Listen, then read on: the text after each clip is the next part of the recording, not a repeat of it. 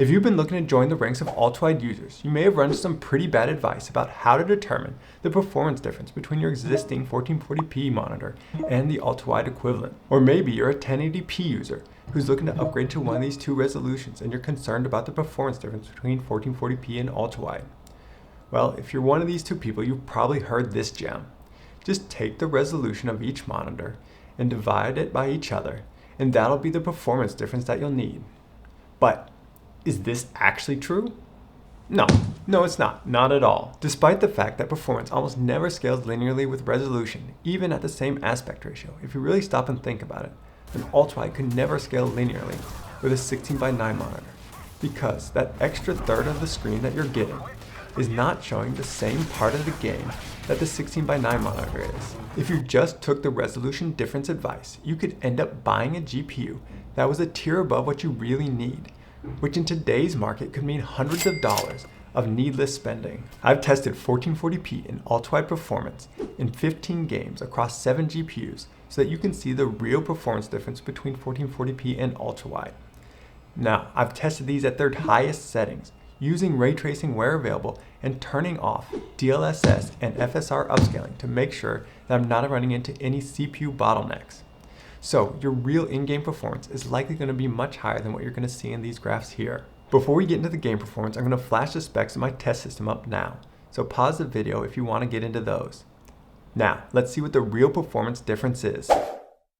Starting off, we will look at Fortnite with epic settings, 100% resolution scale with Nanite, Lumen, and Hardware RT on. Here is the standard 1440p performance, and now here we have the actual Ultrawide performance. And this is what you would think performance would be if you just use the calculations. It assumes an Ultrawide monitor would need 34.4% more GPU performance to achieve the same frame rate as a 1440p monitor. As you can see, the calculations are quite off, with 3 of our games seeing less than half the expected performance drop, and the other 4 seeing over half, but less than 75% of the calculated performance drop. As you can see here, going up one tier of GPU generally gets you Ultrawide performance better than the 1440p performance results. Next up is Starfield on Ultra settings with no upscaling. First we have the 1440p performance, and this is the actual performance drop when going Ultrawide, and this is a calculated drop in performance. With Starfield's significant performance improvement since launch, we see all cards performing well, and all are seeing less than half the calculated performance drop from going Ultrawide. Again, we see at the Ultrawide resolution, moving up a GPU tier will either net you the same performance or in some cases significantly more performance than you get at 1440p. Next is Cyberpunk using its Ultra RT preset with upscaling turned off despite being on by default.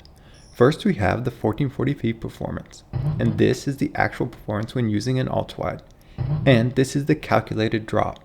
The old RTX 2080 actually performs 3% faster in Ultrawide, but this is only because all performance is completely limited by its low 8GB of memory, and at either resolution it's an unplayable mess.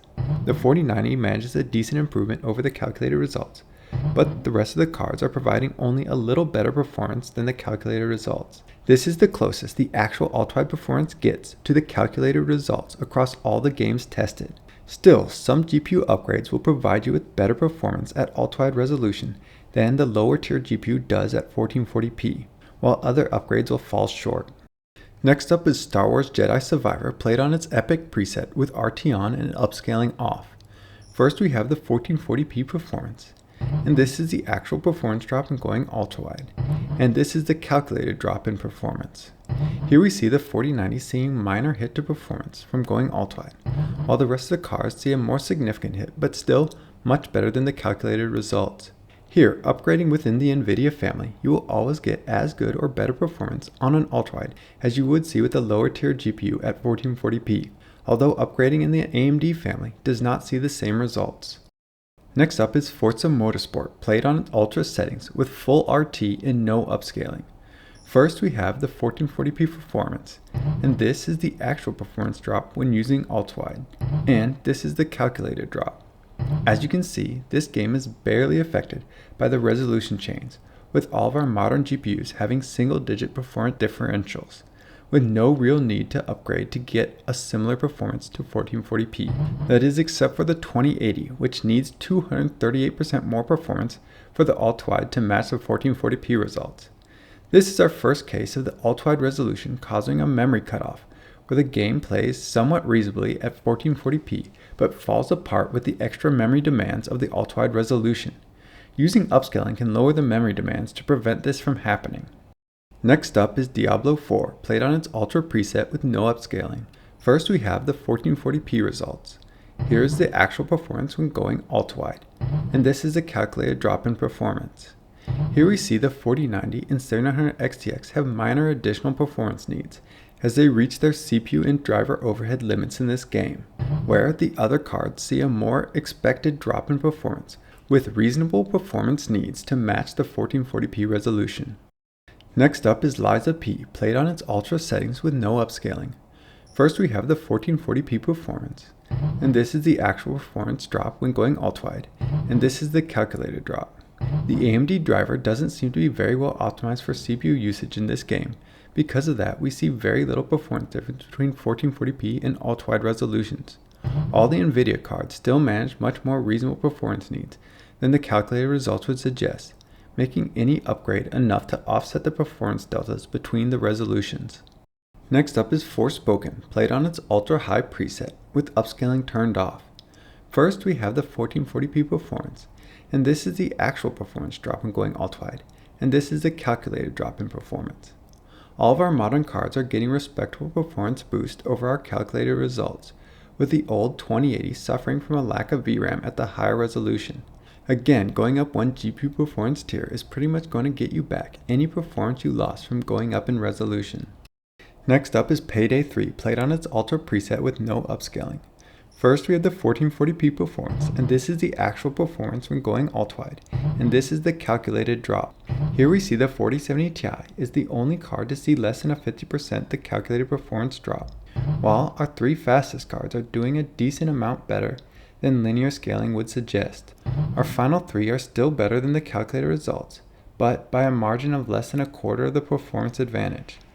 But still, in most cases, a single GPU tier upgrade is going to make up the difference in performance between the resolutions. Next up is Forza Horizon 5, played on its extreme preset with extreme RT on.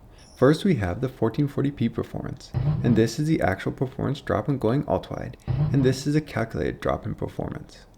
We see all of our modern cards stay well under 50% of the expected performance delta of the calculated results, with only the 2080 seeing worse than expected performance, thanks to the ultrawide resolution overrunning its 8GB of memory.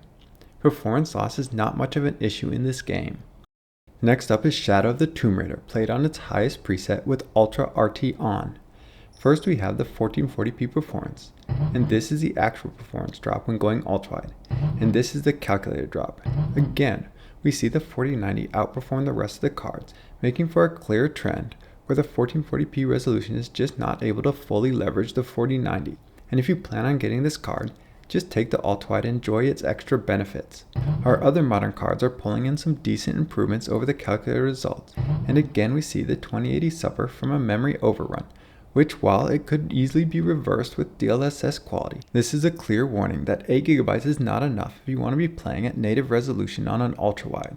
Going up one GPU performance tier doesn't quite get the ultrawide to the same performance as the 1440p resolution in this game, but it gets it close enough. Next up is Borderlands 3, played on its badass preset. First we have the 1440p performance, and this is the actual performance drop when going ultrawide, and this is the calculated drop in performance. The 4070 Ti and the 4080 are the only two cards that manage to provide better than 25% improvement on the calculated results, while the rest of the GPUs best the calculations. It's not by a significant margin. This is the second worst scaling game aside from Cyberpunk. So while I know increasing the amount of ray tracing done in Cyberpunk increases the linearity of the performance increase with resolution, I can't say that increasing the amount of ray tracing causes GPU to scale more linearly, or if it's just a Cyberpunk thing, because Forza Motorsport and Fortnite, the next most ray trace games in this roundup, show very good scaling. I really need to scrap together some money to get Alan Wake 2 to have a second ray tracing monster to test. Next up is Assassin's Creed Valhalla, played on its ultra high preset. First we have the 1440p performance, and this is the actual performance when going ultrawide, and this is a calculated drop. The 2080 is the best performer of this lot, and the only GPU to best the calculator results by 50%. The rest of the GPUs all put in respectable performances, but a single GPU tier upgrade won't quite match the performance of a 1440p results, not on the ultra-wide resolutions. Next up is Horizon Zero Dawn, played on its ultimate quality preset with upscaling off. First we have the 1440p performance. This is the actual performance when going ultra-wide, and this is a calculated drop in performance. The 4090 and the two AMD cards, all of which seem to be hitting some kind of limit with this game, are all besting 50% performance delta over the calculated results, while our other 4 cards are getting a decent showing in this game. Here, a single GPU tier upgrade will more than make up the performance difference that going up in resolution causes. Last we have Marvel's Guardians of the Galaxy, played on its Ultra preset, with Ultra RT turned on and no upscaling. First we have the 1440p performance, and this is the actual performance when going ultra-wide, and this is the calculated drop. We see the 4090 with excellent margins, likely being underutilized at the 1440p resolution. The next 2 Nvidia cards down the stack manage respectable margins, while the other 4 cards are besting the calculated results, but not by a lot. This game has the broadest spread of results, making it hard to say if a single GPU tier upgrade will be getting you back all the performance you lost, and then some, or if it will be leaving you coming up short. Now, let's look at the averages for each card to see what you can expect overall from going from a 1440p gaming experience to an ultra-wide gaming experience performance-wise. First, we have the 1440p performance, and this is the actual performance drop when going ultra-wide, and this is the calculated drop in performance. As you can see, every card manages to beat the calculated drop. Now let's see by how much. The 4090 is getting less than half of the expected drop and needs only 13% more performance for the ultra-wide resolution to match that of the 1440p resolution. The 4080 would need to add an additional 20% for a fairly respectable lead over the calculated results. The 4070 Ti needs only 19% more performance. The 4070 needs 21% more performance.